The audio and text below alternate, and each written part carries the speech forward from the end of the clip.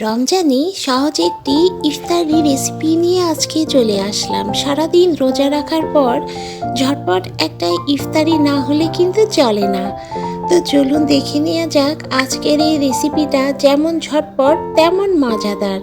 আসসালামু আলাইকুম, welcome to my channel let's cooking আমি ফুডে আপনাদের সবাইকে স্বাগতম জানিয়ে আবারও একটা নতুন রেসিপি নিয়ে চলে আসলাম। আশা করব সবাই একটি লাইক দিয়ে রেসিপিটা দেখে নেবেন। তো চলুন দেখে নেওয়া যাক পুরো রেসিপিটা। চুলায় আমি 2 কাপ পরিমাণ পানি দিয়ে পানিটাকে একটু যখন ফুটে আসবে তখন সামান্য পরিমাণ লবণ দিয়ে এখানে আমি 3 কাপ পরিমাণ ময়দা অ্যাড করে দিচ্ছি। ময়দাটাকে দিয়ে বন্ধুরা খুব ভালো করে মেখে নিতে হবে।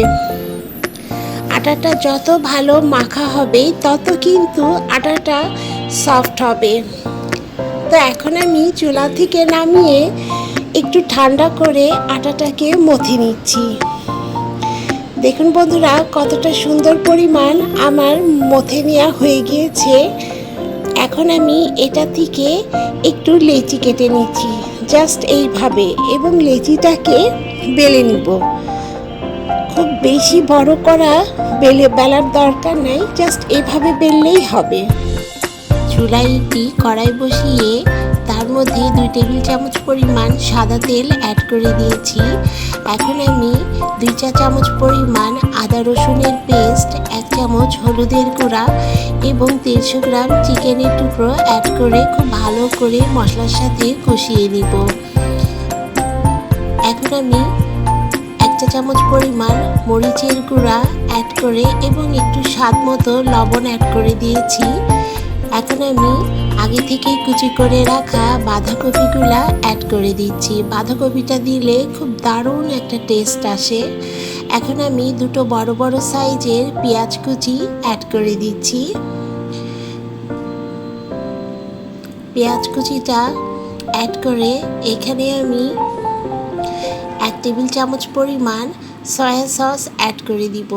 সয়া সসটা দেওয়ার জন্য খুব ভালো একটা ফ্লেভার এবং চিকেনগুলো খুব দ্রুত সিদ্ধ হয়ে যায়। আমার চ্যানেলে যারা নতুন বন্ধুরা তারা কিন্তু অবশ্যই সাবস্ক্রাইব করে পাশের বেল আইকনটি প্রেস করতে একদম ভুলবেন না। তো এভাবে আমি চিকেনটাকে ভাজা ভাজা করে নিব। চিকেনের পুরটা আমার একদম রেডি হয়ে গিয়েছে। এখন আমি এইরকম শেষ পর্যায়ে 1 চা চামচ পরিমাণ গরম মশলা গুঁড়া দিয়ে এবার চিকেনের পুরটাকে আমি একটি বাটিতে ঢেলে নিব। চিকেনের পুর রেডি করার সময় আমি সমস্ত পরোটাগুলোকে এইভাবেই বেলে নিয়েছি। এখন আমি চুলায় একটি তাওয়া বসিয়ে এখন আমি এই পরোটাগুলোকে অ্যাড করে দিচ্ছি। এখন একটি পরোটাকে আমি এইভাবে সামান্য একটু তেল দিয়ে এইভাবে সেঁকে নিচ্ছি। পরোটা যখন আমার সেঁকে নেওয়া হয়ে গিয়েছে, এখন আমি একটা ডিমের আধা পরিমাণ ডিম দিয়ে এভাবে ডিমটা যখন আমার হয়ে আসবে, ডিমটা না উল্টিয়ে এর ওপরে আমি পরোটাগুলা দিয়ে দিচ্ছি। এখানে একটি পরোটা দিয়ে এইভাবেই উল্টিয়ে পাল্টিয়ে সেঁকে নিব। তো বন্ধুরা এইভাবে আমি সমস্ত পরোটাগুলোকে ছেঁকে নিব। প্রত্যেকটা পরোটা দেখায়নি তাহলে ভিডিওটা অনেক বড় হয়ে যাবে। সো দেখুন বন্ধুরা এইভাবে আমি সমস্ত পরোটাগুলোকে ছেঁকে নিয়েছি। এখন একটি প্লেটে আমি একটি পরোটা নিয়ে তার উপরে কিছুটা টমেটো সস অ্যাড করে দিয়েছি। এখানে জাস্ট 2 চামচ পরিমাণ টমেটো সস অ্যাড করলেই হবে এবং টমেটো সসটাকে সমস্ত জায়গায় একটু লাগিয়ে নিয়ে এর মাঝখানে আমি চিকেনের পুরটাকে দিয়ে দিলাম। চিকেনের পুরটা এখানে আমি 2 চা চামচ পরিমাণ দিয়েছি এবং এখানে আগে থেকেই শসা কুচি এবং পেঁয়াজ কুচি রেডি করে রাখছিলাম, সেটাকে অ্যাড করে দিলাম এবং এর উপরে আর একটু পরিমাণ টমেটো সস অ্যাড করে দিচ্ছি। সো দেখুন বন্ধুরা এভাবে আমি একটি কাগজে মুড়িয়ে নিলাম।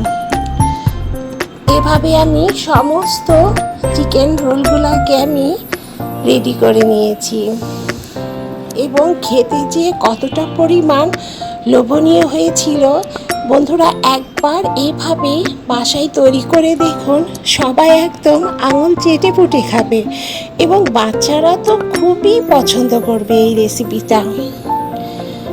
তো রেসিপিটা ভালো লাগলে অবশ্যই লাইক করবেন, শেয়ার করে দিবেন এবং সাবস্ক্রাইব করতে কিন্তু একদম ভুলবেন না এবং আপনাদের মূল্যবান মতামত জানিয়ে দিবেন কেমন লাগলো আজকের এই রেসিপিটা।